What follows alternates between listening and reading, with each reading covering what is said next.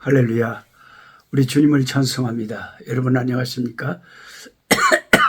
제가 여름 감기가 든 것 같아요. 그래갖고 여름 감기가 좀 힘들긴 한데 기침이 자꾸 나와요. 그래도 새트럭같이 수많은 날 살다 보면 감기가 들 때도 있고, 그래도 우리는 계속 하나님 말씀을 매일같이 가까이 해야 되겠습니다. 꿀송이 보약 큐티 1년 1독 성경 통독학교 2024년 1월 24일 수요일 말씀 시작하겠습니다. 오늘 출애굽기 28장에서 30장입니다. 저는 지금 남아공 프레토리아라고 겁나게 큰 도시에서 사역하고 있는, 캠퍼스 사역을 하고 있는 우리 친구 박창식 선교사님 댁에 잠시 방문해 와가지고 지금 박 목사님 집에서 방에서 제가 또 여기 와도 우리는 계속 성경 공부를 해서 유튜브에 올려야 되니까 지방 촬영해갖고 올리려고 하고 있습니다. 그러니까 조금 평소하고 이제 말하자면 배경이 다르고 그래도 그렇게 이해하시기 바랍니다. 제사장이 입는 옷에 대해서 제가 늘 말씀드립니다만은 이 주제도 너무 중요하기 때문에 제가 이건 계속 반복해야 됩니다. 그 성경에 의외로 옷으로부터 창세기가 처음에 시작할 때 옷 이야기가 나오잖아요. 인류가 타락했을 때 제일 먼저 해 입은 게 옷이잖아요. 아이고 부끄러워라. 그래갖고 타락한 후에 자기의 부끄러움을 알고 겁나게 큰 그 무화과 잎사귀를 따갖고 그걸 우측에 얽어매가지고 딱 가렸단 말이죠. 그게 최초의 옷 아닙니까? 네. 그러니까 이제 하나님이 나타나셔서 아담과 하와를 직면하셨을 때 하나님이 그들이 그 무화과 잎사귀로 만든 옷이 얼마나 그것이 말하자면은 허접하겠습니까? 조금만 움직이면 그냥 안 되죠. 그래서 하나님이 타락한 그들이었지만 하나님의 자비하심으로 우리 타락한 인류에게 해준 첫 번째 하나님의 사랑의 그 행동이 뭐였어요? 옷을 지어 입혔잖아요. 옷 지어 입혔잖아요. 그러니까 이 옷을 지어 입히는 것이 타락한 인간에게 하나님이 창세기에 행하신 참 그 귀중한 일이었는데, 그 짐승의 가죽으로 옷을 지어 입으려면 짐승이 희생을 당해야 되잖아요. 짐승의 생명이 죽어야 되잖아요. 짐승이 피를 흘려야 되잖아요. 그 짐승의 피 흘림의 희생으로 옷을 만들어서 우리 인류의 조상에 입혀주셨다. 그럼 신약에 와서 보니까 예수님의 십자가에 피 흘려 죽으심, 그 하나님의 아들의 희생으로 하나님이 우리에게 의의 옷을 입혀주신다. 너무나 참 놀라운 말씀이잖아요. 출애굽기 28장 여러분 다 읽어보시고, 출애굽기 39장도 초반부에는 제사장의 옷에 대해서 기술을 하고 있어요. 그러니까 오늘 저하고 성경 공부하시면 대차나 노 목사님 말씀을 듣고 본게 성경에 그렇게 많이 그렇게 옷이 그렇게 심오하게 깊은 진리를 가지고 강조하고 있는지 내가 시방까지 몰랐네. 그런 분들이 꽤 계실 거예요. 그래서 제가 매년 이거 강조하는 거예요. 옷이 얼마나 중요한지. 일단 제사장의 옷에 대한 기술을 읽어보면 겁나게 화려합니다.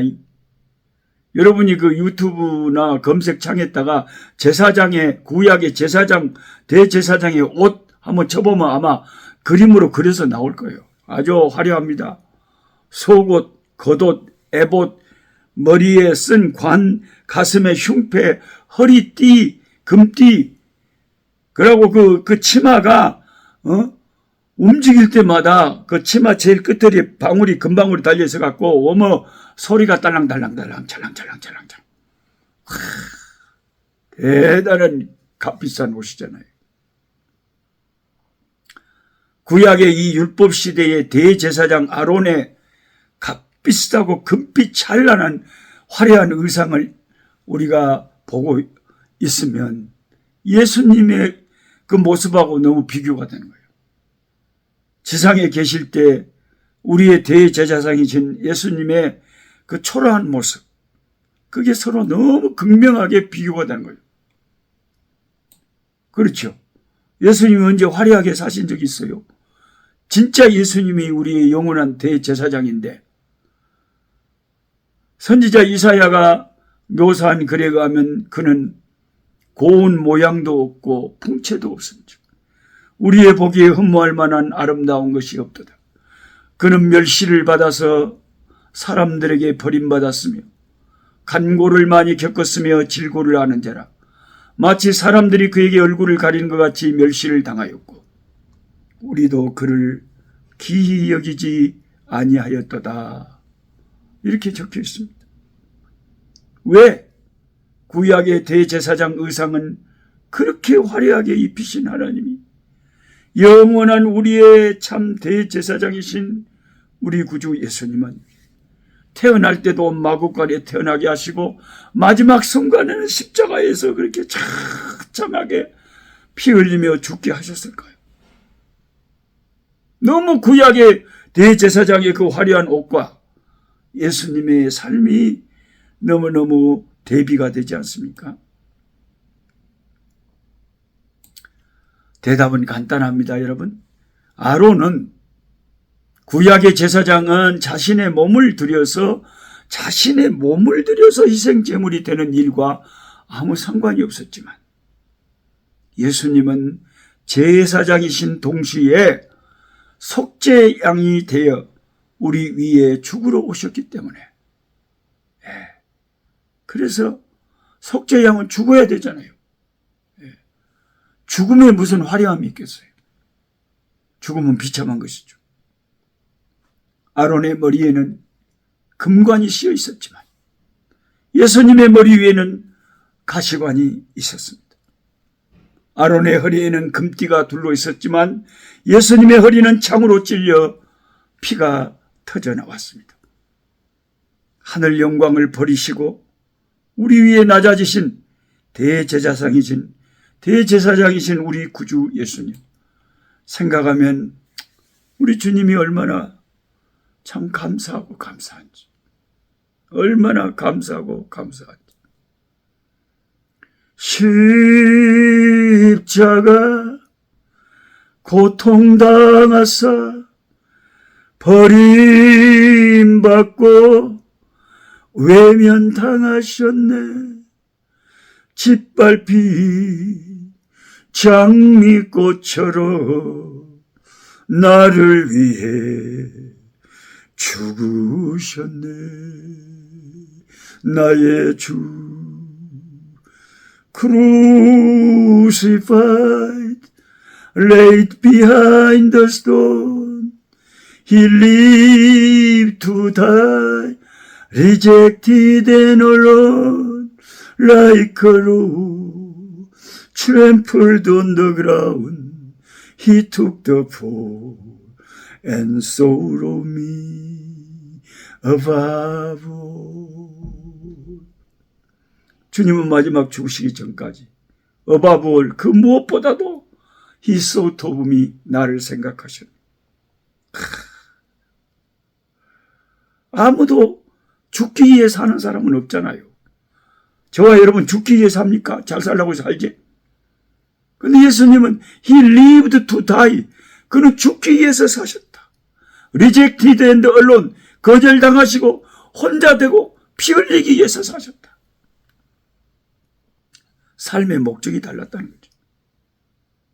세상에 사실 때 주님은 화려할 수가 없었습니다. 다시 오실 주님은 화려한 왕으로 오실 것입니다.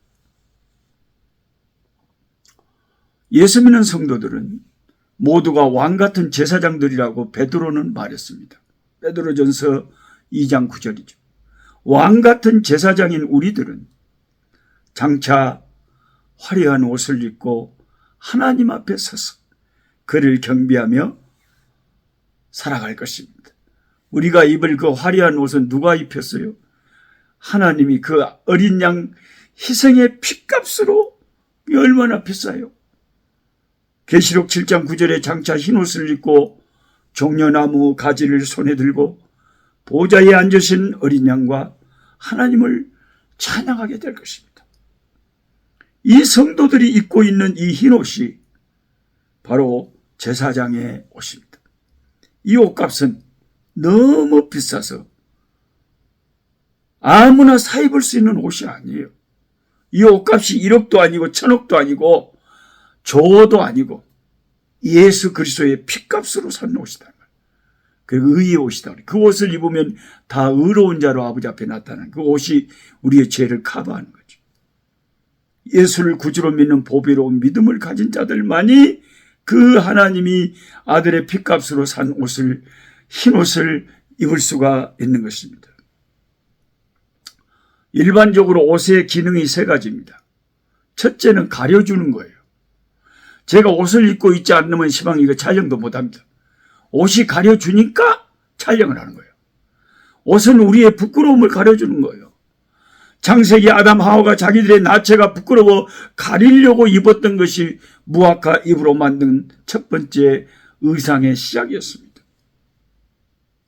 앞으로 장차 우리 하나님이 예수 안에서 우리에게 입혀줄 구원받은 자들에게 입혀줄 흰옷은 값만 비싼 게 아니고 어떤 기능이 있다고요? 우리의 평생에 지은 죄악의 모든 부끄러움이 다 가려지는, 부끄러움을 가려주는 것이 옷이단 말이에요. 그래서 하나님이 우리에게 입혀주실 흰옷은, 이기는 자에게는 흰옷을 하나님이 줄 거예요. 그 흰옷은 영원히 우리의 죄악을 가려주는 의의 옷이다. 그렇게 불리는 것입니다. 그 다음에 옷의 두 번째 기능은 추위와 더위와 햇볕과 또 가시와 이런 데서 우리 신체를 보호하는 기능이 옷에게는 있는 거예요. 옛날 동계올림픽 때, 평창올림픽 때 한국은 롱패딩 방한복이 유행했지요. 예수님이 입혀주실 흰옷을 입으면 어떤 해로운 것도 우리를 침범하지 못합니다. 추위도 못 느끼고 더위도 못 느끼고 느낌이 최고예요. 날아갈 것 같아요. 천사들이 부러워하지만 미안하게도 주님은 천사들을 위해서 그 옷을 준비하지 않으시고 자기 백성들을 위해서 희생의 피로 준비하셨습니다. 세 번째 옷의 기능은 패션. 발음을 제대로 하면 F니까 패션. 패션 기능이에요. 패션 기능.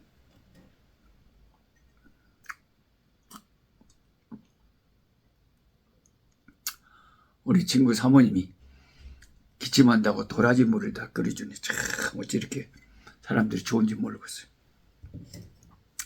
세 번째 옷의 기능은 뭐라고요? 패션 기능이라고요. 옷의 세 가지 기능이 있는데 첫째는 자기의 부끄러움을 가려주는 기능. 두 번째는 외부의 그 추위와 더위와 가시와 이런 것에서 보호해주는 보호 기능. 세 번째는 패션 기능이 굉장히 중요한 옷의 기능이죠. 옷이 날개라는 말 있잖아요.